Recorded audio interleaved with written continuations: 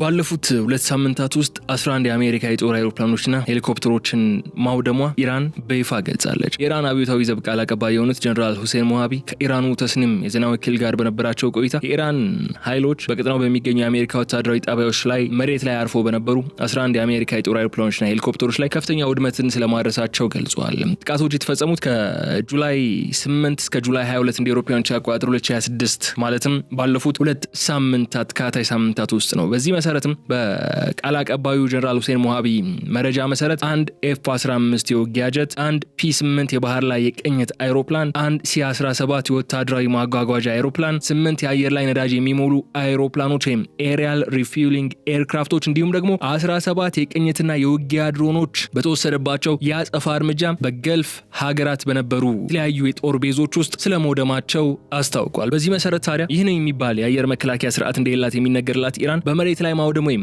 አታኪንግ ታርጌትስ ኦን ዘ ግራውንድ በሚል የምትከተለውን ስልት ምን ውጤት አመጣላት የሚለው እንመለከታለን። ለምን እነዚህ ሁሉ ወደሙ የተባሉ የጦር አይሮፕላኖች በምድር ላይ ያሉ እንጂ ጥቃትን ሊፈጽሙ ወደ ኢራን አየር ክልል ከገቡ በኋላ ተመትተው ወደቁ አይደሉም። ሁሉም በገልፍ ሀገራት ባሉ የሚሊታሪ ቤዞች የአሜሪካ የጦር ሰፈሮች ውስጥ በደረሰባቸው ጥቃት ነው የተመቱት። ይህ ስልት ኢራንን እያዋጣት ይመስላልና ምንድነው የሚለውን አንድምታውን እንመለከተዋለን። ከዚህ ባሻገር የነዳጅ ሙሌት ወይም ኤሪያል ሪፊውሊንግ እና የማጓጓዣ አይሮፕላኖች መመታታቸው የአሜሪካን የአየር ላይ የበላይነትና የሎጂስቲክስ እንቅስቃሴ እንዴት ነው የሚያስተዋጉለው የሚለውን ነጥብም እናነሳለን። በጥቃቱም በገልፍ ሀገራት በሚገኙ የአሜሪካ ወታደራዊ ጣቢያዎች ደህንነት ላይ የሚያስከትለው ጥያቄንም በዝርዝር እናነሳለን። አብራችሁን በመቆየት እንድትከታተሉን እንጋብዛችኋለን። የገበያ ሚዲያን ዩቲዩብ ገጽ ሰብስክራይብ አድርጉ፣ ቪዲዮን ላይክ አድርጉ፣ ሐሳብ አስተያየታችሁን በኮሜንት መስጫው ላይ ያስቀምጡልን። ከተከታታይ አጭር መሸጋገሪያ በኋላ ተመልሰን ስንመጣ በዝርዝር ጉዳዮች ይሆናል። መልካም ቆይታ።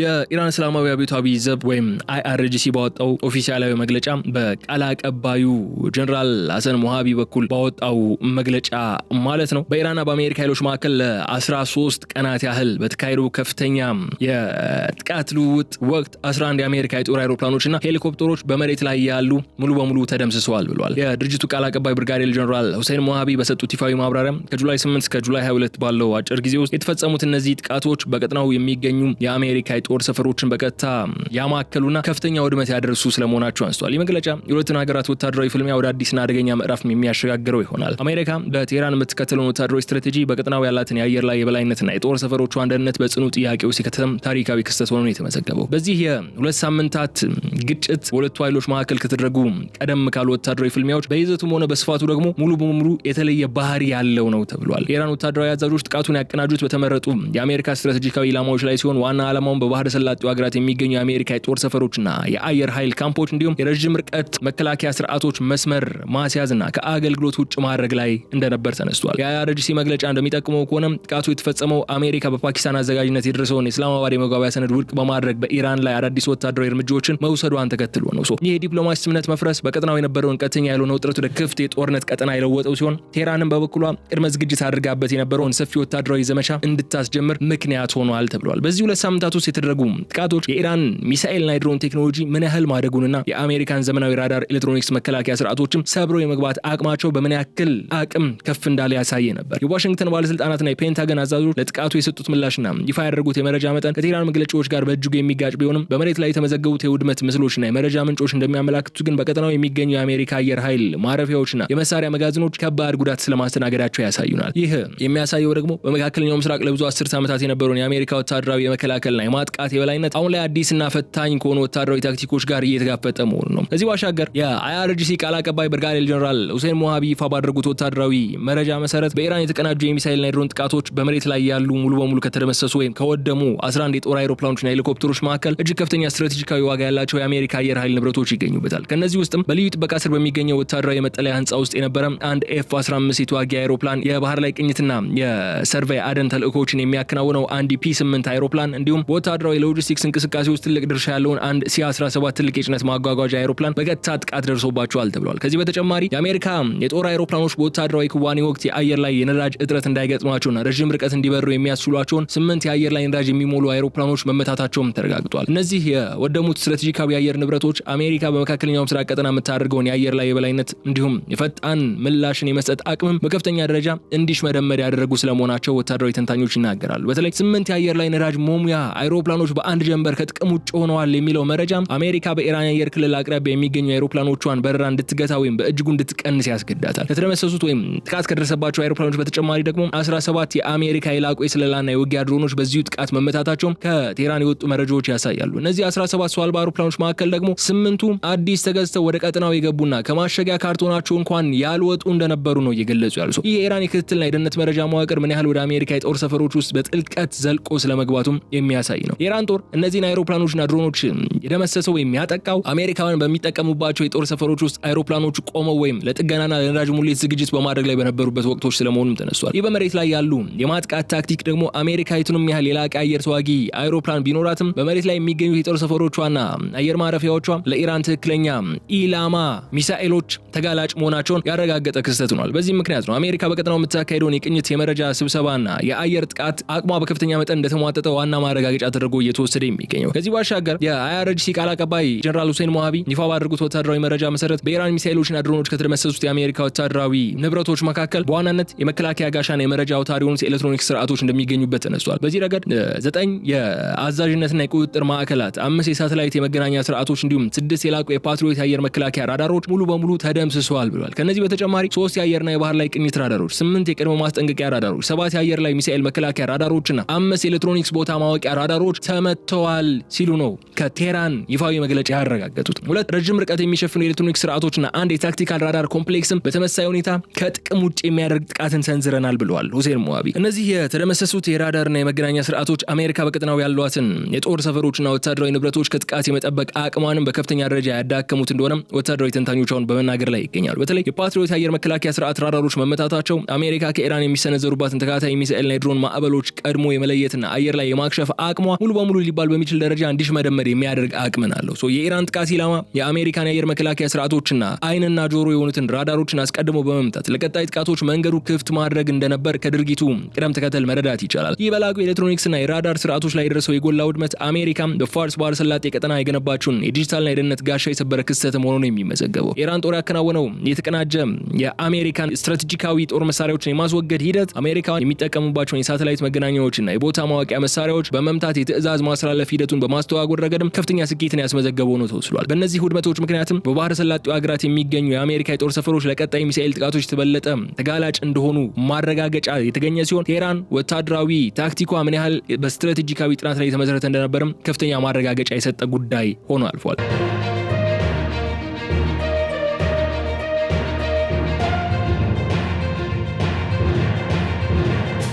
የአይአርጂሲው ቃል አቀባይ ብርጋዴር ጀነራል ሁሴን ሞሃቢ ይፋ ባደረጉት ወታደራዊ መረጃ መሰረት በኢራን ድሮኖችና ሚሳኤሎች ከተደመሰሱት ከባድ ጉዳት ከደረሰባቸው የሎጂስቲክ ተቋማት መካከል የአሜሪካ የረጅም ጊዜ ውጊያ አቅምን የሚደግፉ ዋና ዋና መሰረተ ልማቶች ይገኙበታል ተብሏል። በዚህ ረገድ 17 የመሳሪያና የጥይት መጋዘኖች፣ 12 ታላላቅ የነዳጅ ታንከሮች፣ 6 የሚሳኤል ማስቀመጫዎች እንዲሁም 3 ዋና ዋና የሎጂስቲክስ ማዕከላትም በጥቃቶች በኢራን የአጸፋ እርምጃዎች መመታታቸው ተገልጿል። ከነዚህ በተጨማሪ 6 የጦር አይሮፕላን ጥገና ማዕከላት፣ 6 የሚሳኤል ማስወንጨፊያ ፕላትፎርሞች፣ 4 የላቁ የሃይማርስ ሮኬት ማስወንጨፊያዎች እንዲሁም 1 የነዳጅ ማቆያ ወደብም፣ 1 ሰው አልባ የባህር ላይ ጀልባ ማከማቻ ተቋምን፣ 1 የኢንተለጀንስ መረጃ ማዕከልም ከፍተኛ ውድመትን አሰናግደዋል ሲሉ ተደምጠዋል። እነዚህ ወደሙት የሎጂስቲክስና የመሳሪያ ማከማቻ ተቋማት አሜሪካ በመካከለኛው ምስራቅ ለሚገኙ የጦር ሰፈሮቿ የሚሆን የነዳጅ የጥይትና የጥገና አገልግሎት የመስጠት አቅሟን በከፍተኛ ደረጃ ሊያሽመደምዱ እንደሚችሉም ተንታኞቹ እየገለጹ ነው ያሉት። በተለይ 12 የነዳጅ ታንከሮችና የነዳጅ ማቆሚያ ወደብን ተመቷል የሚለው መረጃ መውጣቱ አሜሪካ በባህረ ሰላጤው ለሚንቀሳቀሱ የአየርና የባህር ኃይሎቿ ነዳጅ የማቅረብ ሂደቱን በእጅጉ እንዲያስተዋጉለው የሚችል ሲሆን ጥገና የሚያስፈልጋቸው አይሮፕላኖቿና ወታደራዊ መርከቦቿን የማደስ አቅሟም እንዲዳከም ያደርጋል። የኢራን ጥቃት ዓላማ ወታደራዊ ንብረቶችን ብቻ ሲሆን የእነዚህ ንብረቶች ቀጣይነት ያለው የውጊያ ዝግጁነት የሚያረጋግጡትን የመሰረተ ልማት አውታሮችም መስመር ማስያዝ እንደነበር ከውድመቱ ስፋት መረዳት ይቻላል። ይህ በሎጂስቲክስ መዋቅሮች ላይ የደረሰው የጎላ ውድመት አሜሪካ በቀጠናው የምታደርገውን የጦርነት እንቅስቃሴ ለረጅም ጊዜ ለማስቀጠል የምታደርገውን ጥረትም ፈታኝ እንዲሆን አድርጎታል። የኢራን ጦር ያከናወነው ይህ የተቀናጀ ጥቃት ስትራቴጂ የሃይማርስ የሮኬት ማስወንጨፊያዎችና ኢንተለጀንስ መረጃ ማዕከሎችን በመምታት የአሜሪካን ፈጣን የመልሶ ማጥቃት አቅምን በማስተዋወር ረገድ ከፍተኛ ስኬት እንዳሳየም ተነሷል። በእነዚህም ውድመቶች ምክንያት በባህረ ሰላጤው ሀገራት የሚገኙ የአሜሪካ ጦር ሰፈሮች ከምግብ ከነዳጅና ከጥይት አቅርቦት አንጻር ከፍተኛ ፈተና እንዲያጋጥማቸው ከማድረጉም በላይ የቴህራን ወታደራዊ ታክቲክ የአሜሪካን የጦር ማሽነሪ መሰረታዊ የኋላ ደጋፊ አውታሮች ላይም ትኩረት አድርጎ የአጸፋ እርምጃዎችን ሲወስድ እንደነበር ማረጋገጫ ሆኗል። ከዚህ ባሻገር የሁሴን ሞሃቢ መግለጫ በቅርብ ቀናት የተፈጸሙት እነዚህ ጥቃቶች ወይም አጸፋ እርምጃዎች መጠነ ሰፊ ወታደራዊ ዘመቻ አካል እንደነበሩ ሲገልጹ ተደምጧል። በዚህ የኦፕሬሽን ምዕራፍ ውስጥ ደግሞ የኢራን ወታደራዊ አዛዦች ትኩረት ያደረጉት በባህረ ሰላጤው ሀገራት በተለይም በባህሬንና በኩዌት በሚገኙ የአሜሪካ ወታደራዊ ስትራቴጂካዊ ሰፈሮች ላይ እንደነበር ተነስቷል። በዚህ ኦፕሬሽኑ ምዕራፍ በኩዌት የሚገኘውና አሜሪካ በስፋት የምትጠቀምበት አሊ አልሳሌም አየር ኃይል ሰፈር የጥቃቱ ዋና ኢላማ የነበረ ሲሆን በሰፈሩ ውስጥ የሚገኙ በርካታ የመሳሪያ መጋዘኖች፣ የወታደራዊ መኖሪያዎችና የአይሮፕላን ማረፊያ ቤዞችም በኢራን ሚሳኤሎችና ድሮኖች ጥቃት ደርሶባቸዋል።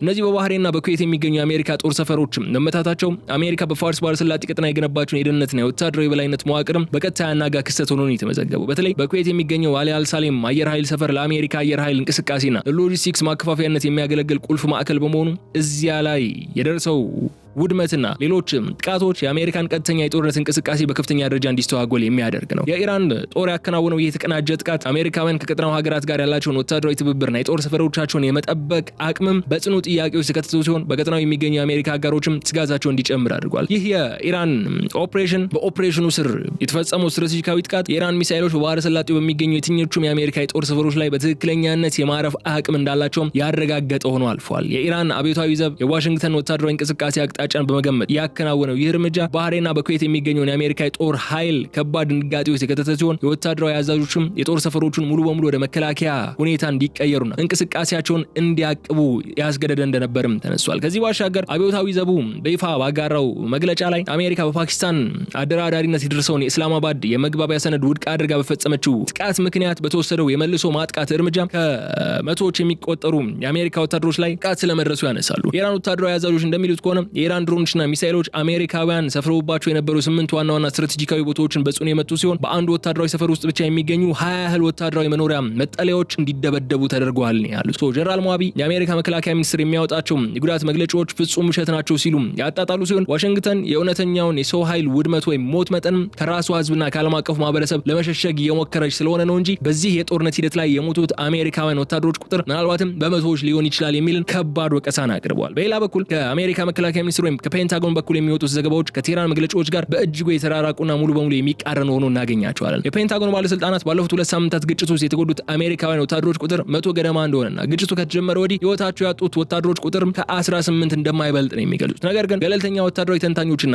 የቀጠናው የደህንነት ባለሙያዎች እንደሚናገሩት ከሆነ አሜሪካ በጥቃቱ የተደመሰሱትን ብዛት ያላቸውን የመኖሪያ ህንጻዎችና የወታደራዊ መጠለያዎች ስፋት ግምት ውስጥ በማስገባት ይፋ ያደረገችው የጉዳት መጠን አጠራጣሪና የፖለቲካ ጫናዎችን ለመቀነስ ታስቦ የቀረበ ሊሆን ይችላል የሚሉ ስጋቶችና ግምቶች ይነሳሉ። ይህ በሁለቱ ሀገራት መካከል ያለው የመካሰስ ሂደት የጉዳት መጠኑ ልዩነት የጦርነቱ ሌላኛው መገለጫ የሆነውን የኮሙኒኬሽንና የስለንቦና ጦርነትም ቁልጭ አድርጎ የሚያሳይ ነው። ቴህራን አደረስኩት የምትለውን ከፍተኛ ውድመትና የወታደሮች እልቂትን በማጉላት የውስጥ ደጋፊዎቿን መንፈስ ለማነሳሳትና የአሜሪካን በቀጠናው የመቆየት ፍላጎት ለማናጋት ስትጥር፣ ዋሽንግተን በበኩሏ የጉዳቱን መጠን ዝቅ አድርጋ በማቅረብ በህዝቧና በኮንግረስ ዘንድ ሊነሳ የሚችለውን ተቃውሞ ማዕበልን ለመግታት እየሰራች ትገኛል። ሆኖም በመሬት ላይ የተከሰተው እውነተኛ የሰው ኃይልና የቁሳቁስ ውድመት አሜሪካ በመካከለኛው ምስራቅ ለምታደርገው የረጅም ጊዜ ወታደራዊ ስትራቴጂ ከፍተኛ ዋጋ እየከፈለች እንደሆነ የሚያረጋግጥ ሆኖ ነው የምናገኘው። ከዚህ ባሻገር የዚህ አዲስና አውዳሚ የጦርነት ማዕበል ዋና መነሻ ሁላችንም እንደምናውቀው የኢስላማባዱ ኤምኦዩ መቀጠል ስላልቻለ ነው።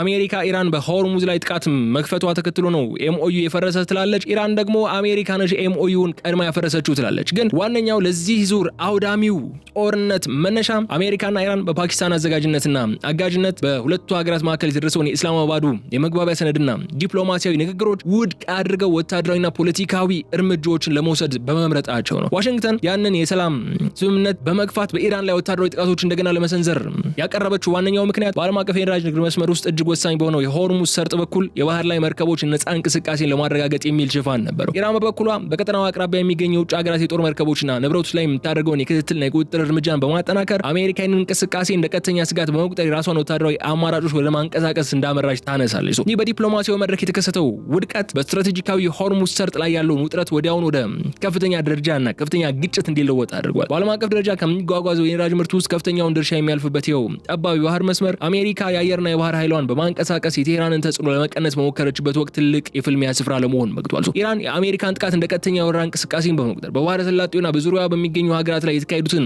ተከታታይ የሚሳኤልና የድሮን ጥቃቶች እንደ ህጋዊ የመከላከያ እርምጃዎች ስትወስዳቸው፣ ይህ ሁኔታ ደግሞ የዓለም አቀፉን የኃይል አቅርቦትና የንግድ መስመር በከፍተኛ ደረጃ ስጋት ውስጥ ጥሎት ቀጥሏል። ይህ ስትራቴጂካዊ ፍልሚያ የሚያሳየው ደግሞ መሰላቸው የእስላማባዱ ኤምኦዩ መፍረሱ በቀጠናው የነበረውን ስስ የኃይል ሚዛን ሙሉ በሙሉ ያናጋ ክስተት መሆኑ ነው። አሜሪካ በሆርሙዝ ላይ የነበራትን ወታደራዊ ስትራቴጂ ለማስከበር ያደረገችው ሙከራ ይልቁንም ኢራን በቀጠናው ባሉ የአሜሪካ የጦር ሰፈሮች ላይ አውዳሚ ጥቃቶች እንድትሰነዝር አጋጣሚውን ነው የፈጠረው። በዲፕሎማሲያዊ መንገድ መፍትሄ ሊገኝለት ይችል የነበረው ይህ ውጥረት ደግሞ ወደ አደገኛ ወታደራዊ ፍልሚያ መሸጋገሩ በሁለቱ ሀገራት መካከል ያለውን ቅሬታ ወደ ላቀ ደረጃ ያደገ ከመሆኑም በላይ በቀጠናው የሚንቀሳቀሱ ዓለም አቀፍ የንግድ መርከቦችና የነዳጅ ጫኝ መርከቦችም ፍርሃት ውስጥ እንዲወድቁና የባህር ላይ መስመሩን አደገኛ ቀጠና ብለው እንዲፈርጁትና ያንን መስመር ከመጠቀም እንዲቆጠቡ አስገድዷቸዋል። ከዚህ ባሻገር እነዚህ ወታደራዊ ዘገባዎችና የደህንነት ተንታኞች ይፋዊ መረጃዎች የሚያመላክቱት የአሜሪካ ጦር ከኢራን በኩል የሚሰነዘሩትን ማዕበላዊና ተከታታይ ድሮን የሚሳኤል ጥቃቶች ለመከላከል በሚያደርገው ጥረት ውስጥ የላቁ የአየር መከላከያ ሚሳኤሎችና የረዥም ርቀት ትክክለኛ መምቻ መሳሪያዎችን ወይም ፕሪሲዥን ጋይድድ ስትራቴጂካል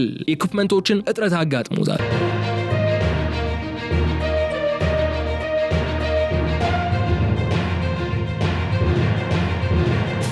የኢራን እስላማዊ አብዮታዊ ዘብ ወይም IRGC በርካታ ቁጥር ያላቸውን ርካሽ ነገር ግን ደግሞ እጅግ ውጤታማ የሆኑ ድሮኖችና ባሊስቲክ ሚሳኤሎችን በአንድ ጊዜ በማስወንጨፍ የአሜሪካን የፓትሪዮትና የሌሎች አየር መከላከያ ስርዓቶችን አቅም ከአቅማቸው በላይ እንዲሰሩ እንዲወጠሩ ያደርጋል። አሜሪካውያን እያለቀባቸው የመጣውንና ውድ የሆነውን የመከላከያ ሚሳኤል ክምችት ለመተካትም የሚያስችል ፈጣን ኢንዱስትሪ አቅርቦት በቅርብ ጊዜ ውስጥ የሌላቸው በመሆኑ ምክንያት ይህ ጥረት በቀጠናው የሚገኘውን ወታደራዊ አቅማቸው በከፍተኛ ደረጃ እንዲዳከም ያደርገዋል። ይህ የአየር መከላከያ ሚሳኤሎች ክምችት እጥረት ደግሞ አሜሪካ ከኢራን ጋር የሚደረገውን የረጅም ጊዜ ወታደራዊ ፍልሚያ ጠልና የመቋቋም አቅሟን በጽኑ ጥያቄ ውስጥ ከተተ ታሪካዊ ክስተት ሆኗል። የኢራን ወታደራዊ አዛዦች የተከተሉት ዋና ታክቲክ የአሜሪካን ውድ የመከላከያ ሚሳኤሎች ብዙ ቁጥር ባላቸው ድሮኖች በመጨረስ የመከላከያ ጋሻቸውን ማራቆት ነበር። በዚህ ምክንያትም በባህሬን በኩዌትና በሌሎች የቀጠናው ሀገራት የሚገኙ የአሜሪካ የጦር ሰፈሮችና ወታደራዊ ንብረቶች ከኢራን ለሚሰነዘሩት በዙር በሁለት በሶስት በአራት ዙሮች የተከፋፈሉ የጥቃት ማዕበሎች ሙሉ በሙሉ ተጋላጭ እንዲሆኑ አስገድዷቸዋል። የሎጂስቲክስና የማምረት አቅም እጥረት የሚያሳየው ደግሞ አሜሪካ በመካከለኛው ምስራቅ ለብዙ ዓመታት ስትመካበት የነበረውን የቴክኖሎጂ የበላይነት ከፍተኛ ቁጥር ባለው የኢራን የማጥቃት አቅም ፊት አቅሙን ማጣቱ ነው።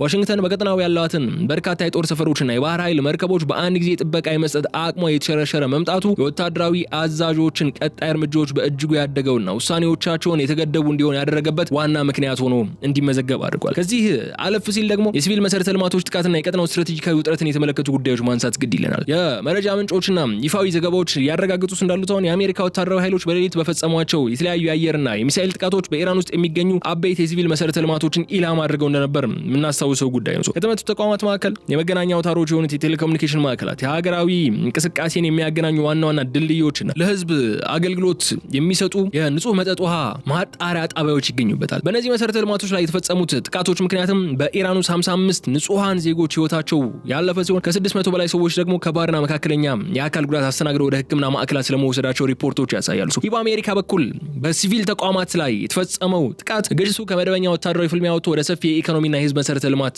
ጥቃት ወይም ኢላማ ማድረግ የታከለበት አደገኛ ደረጃ ገብቶበት የነበረ ክስተት ማሳያውን ይወስዳል። ይህ የውሃ ማጣሪያ ጣቢያዎችና የመገናኛ አውታሮች የመምታቱ ሂደት በብዙ ሚሊዮኖች የሚቆጠሩ የኢራን ዜጎች የዕለት ተዕለት ህይወት ያወከና ሰብአዊ ቀውስ የመፍጠር ስጋትን ያነገሰ ሲሆን ይህም ድርጊት በዓለም አቀፍ ደረጃ በሰብአዊ መብት ተሟጋቾችና በዲፕሎማቶች ዘንድም ከፍተኛ ተቃውሞና ስጋትን የፈጠረ ጉዳይ ነበር። ይህንን ብለን ታዲያ የተከበራችሁ የገበያ ሚዲያ ተከታዮቻችን የዕለቱን የልዩ ጥንቅር ፕሮግራማችን ስናጠቃለው የኢራን አብዮታዊ ዘብ ይፋ ያደረጋቸው የአውሮፕላኖች የራዳር ስርዓቶች የሎጂስቲክስ ተቋማትና የመከላከያ አውታሮች ውድመት ዝርዝሩ የሚያሳየው በመካከለኛው ምስራቅ ላለፉት 10 ዓመታት የሰፈነው የኃይል ሚዛን ሙሉ በሙሉ አዲስ መልክ መያዙ ነው። አሜሪካ በባህሬን በኩዌትና በሌሎች የቀጠናው ሀገራት የገነባቻቸው ግዙፍ ወታደራዊ ሰፈሮች ከዚህ ቀደም ይታሰብ እንደነበረው አስተማማኝና ሊደፈሩ የማይችሉ መጠለያዎች አለመሆናቸው ለሁለተኛ ጊዜ በተግባር ተረጋግጧል። መጀመሪያም በ40 ቀናቱ ጦርነት ወቅት ኢራን እነዚያን በአሜሪካ ጦር ቤዞች ላይ ያነጣጠሩ ጥቃቶችን በማድረስ ከፍተኛ ከፍተኛ ውድመት ማስመዝገብ መቻሏ ዳግም ደግሞ አሁንም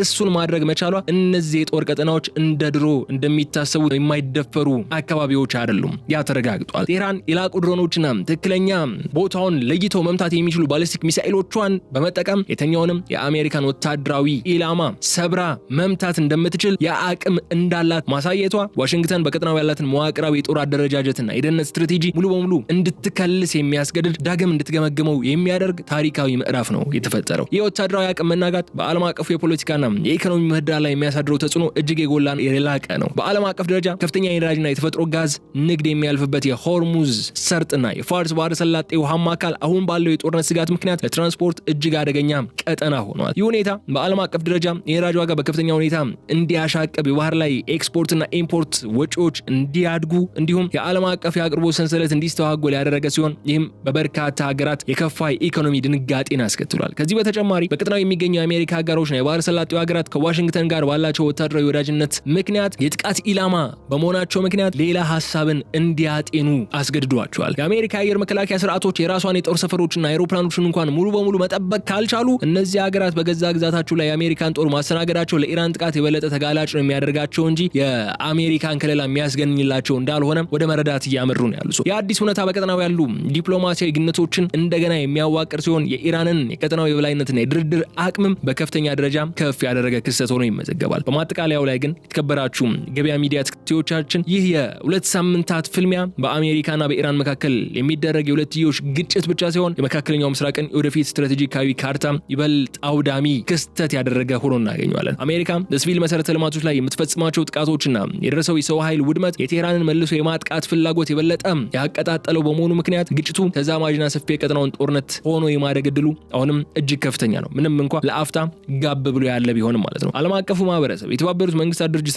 ታላቅ የዓለም ኃይሎችም ይህንን ያልተገደበ የጥፋት አዙሪት ለማስቆም አስቸኳይ ዲፕሎማሲ መፍትሄ ካላበጁ የቀጠናው ዕጣ ፋንታ ወደ ከፋና ወደማይመለስ ቀውስ ውስጥ መውደቁ አይቀሬ እንደሚሆን ነው በርካቶች እየተስማሙበት የሚገኘው በማለት የልዩ ጥንቅር ፕሮግራማችን እዚህ ላይ እንቋጫለን። የተከበራችሁ የገበያ ሚዲያ ተከታታዮቻችን በቀጣይ በሌላ ጉዳይ መልሰን እስክንገናኝ ድረስ አብራችሁን በመቆየት ስላደመጣችሁን እጅግ አድርጌ አመሰግናችኋለሁ። በቀጣይ በሌላ ጉዳይ እንገናኛለን። እስከዚያ ድረስ በቸር ቆዩኝ። ሰላም።